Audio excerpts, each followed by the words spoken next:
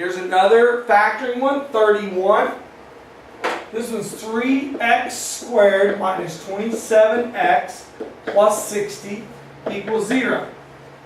Now the first thing you want to really do on these factoring, we didn't talk about it earlier, is it didn't pertain to it. But in this case, it does. Look at all three of these. Notice that x squared is not by itself anymore. It has a 3 in front of it. Well, if that's the case, the first thing I look at is look at all the coefficients, all the numbers here. What do you notice about 3, 27, and 60? They're all divisible by 3. So if I divide a 3 out of those, I can get a 3 times, if I pull a 3 out of this one, I'm left with x squared. Minus, 3 goes into 27 9 times. 3 goes into 60 20 times. So I've got 3 times x squared minus 9x plus 20. I went ahead and factored the 3 out to make it a simpler factoring. Now, I'm going to break this trinomial down to 2 binomials. Again, since x is by itself, or x squared is there, it's going to be x times x. Then I'm going to look at what? Factors of 20, that when I add them, I get 9. So what are my factors of 20? I have 1 times 20, 2 times 10, 4 times 5. And so which ones, when I add them, I get 9? Looks like 4 and 5. So I have a 4 and a 5. What else do I know? Well, I know that this is a positive, so that means these signs are going to be the same. What are they going to be? They're both going to be negative. So I need them both to be a negative. Simplify the 3 out. If I divide both sides by 3, 0 divided by 3 is 0. So the 3 we kind of can throw off to the side for now. If we were actually factoring and it didn't have the equal 0, this would be my factor with the 3. Don't lose the 3 if you're just factoring without the 0. X minus 5 equals 0. Add 4 to both sides. X equals 4. And then add 5 to both sides, and x equals 5. And those would be your two answers, 4 and 5. Again, they want us to solve by factoring. So we got 16k squared equals 36. And there's a couple ways we could do this, but we're going to do this, as I said, factor by or factoring and then principle of 0. Then we'll do it this way. Subtract 36 from both sides. You get 16k squared minus 36 equal to 0. Since they said they want to use the principle of 0, then this is the way I'm going to show you how to do this. And again, remember we talked about this. It's a binomial. So the first thing I'm going to look at is, first of all, it better be a minus sign in between there, because if it's a binomial with a plus sign, it's prime. You can't factor it unless it has something in common. Well, in this case, it has a minus sign, so the first thing I want to do is this a perfect square? That means, can I multiply something times itself and get that number? And the answer is yes. 4 times 4 is 16. K times K is K squared. So it is. What about 36? Yeah, 6 times 6 is 36. So that is, it's a difference of squares. 4k plus 6 and 4k minus 6. Remember, because that sign's negative, then these two signs have to be different. One's positive, one's negative. And then at that point, we're going to separate it. We'll do 4k plus 6 equals 0. Subtract 6 from both sides. We get 4k equals negative 6. Divide by 4.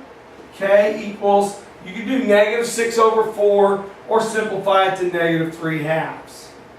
And then what we do is take the other one. 4k minus 6 and set it equal to 0. Add 6. We get 4k equal to 6. Divide by 4. And k equals 3/2. So we have a positive 3/2 and we have a negative 3/2.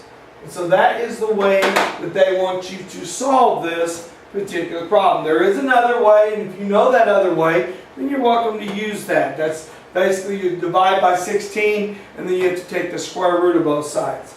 Now this one, you have 4 over x plus 2 equals 12 over x. Now what are we going to do here? Well, we need to solve for x. We can't solve for x if it's in the denominator, so we got to get it out of the denominator. So the first thing I want to do here is get rid of my fractions by multiplying by the common denominator. And in this case, x is the only denominator I have, so that's going to be my common denominator. So I'm going to multiply every term by x. Anything separated by plus, minus, or an equal sign, I'm going to multiply it by an x. Now why did I do that? Because x over x is 1. So that simplifies to a 1. 1 times 4 is 4. Plus, this is just 2 times x. So it just gives you 2x. Here, again, I have x over x. Simplifies to 1. 1 times 12 is 12. Now I've got a real basic algebra problem here. I just subtract 4 from both sides. I get 2x equal to 8. Divide by 2, and x equals 4. So my answer is x equals 4. This one says divide, and if possible, simplify. Now, what I'm going to do here is, I'm going to do it as if it was 4 separate problems. I'm going to start off with my top, right here. And I'm going to factor it. It's a trinomial, so I'm going to factor it. And I'm going to do z times z. That's my first term. 42, factors of 42.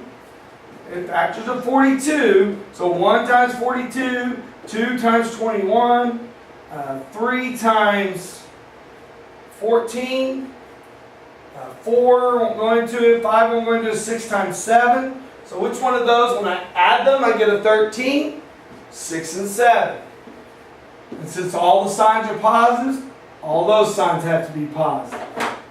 That's my first problem out of this one. My second problem, I'm going to factor the denominator in this one. So I'm going to break it down, z and z. First term's z squared, so I know it's got to be z and z. 48, factors of 48. Let's break that down. 1 and 48, 2 and 24, 3, going to it 16 times, 4 will go into it 12 times, 6 will go into it 8 times. So which one of these, when I add them, I get 14. Well, 6 and 8. So I've got that done. Now right here is where I've got to be careful. I'm going to change it from division to multiplication. But to do that, I have to reciprocate the second fraction. So now I've got to move this one to the top. So when I factor to get this top here, I'm going to factor the denominator here because I got to flip it. So I got z, and if you need to, you can write an extra step where you flip that, and that way it doesn't confuse you. I need factors of 40. So 1 and 40, 2 and 20, 3 will go into it, 4 will go into it 10 times, 5 will go into it 8 times, 6 won't, and 7 won't.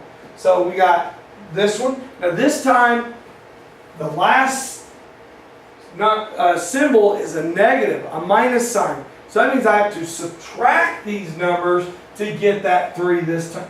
That number, which is the 5 and the 8. So I'm going to subtract those. But where does the signs go? Remember, if it's a minus sign at the end, they're different signs. One's positive, one's negative. Well, look at the middle one. It's a plus. That means my larger number has to have the plus sign, which in this case is the 8.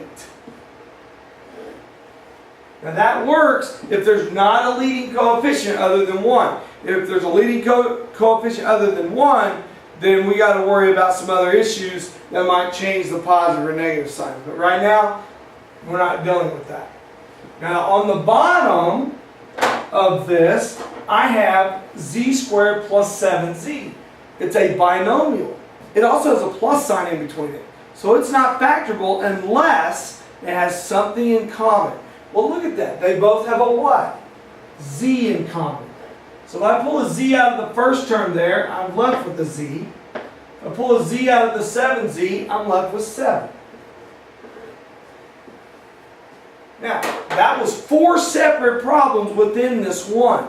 And that's kind of how you have to do it, is do it as 4 separate problems. Get all your factors, get all the things situated. Then what we're going to do now is simplify. Do they have anything in common? So what I'm going to do is I'm going to look here. I need something in the numerator and something in the denominator. It doesn't matter if it's in this numerator and this denominator, or this numerator and this denominator. If there's one on the top and one on the bottom, we can simplify them. So z plus 6 and a z plus 6. Anything over itself is what? 1. So they simplify out. Z plus 8. A z plus 8. I have one on the top, one on the bottom. They simplify to a 1. I have a z plus 7 here. A z plus 7 here.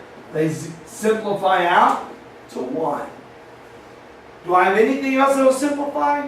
No. So I write what's left in my numerator. 1, 1, and a z minus 5, and a 1. Remember, I don't have to put the 1s because 1 times anything is just that thing. And then on the bottom, all I'm left with is a z. Now some of you might say, well, do those z's cancel out? No, they do not simplify out at all because there's a minus sign connecting that 5 with that z. Unless you have z minus 5, you cannot simplify the z's. And that would be your final answer.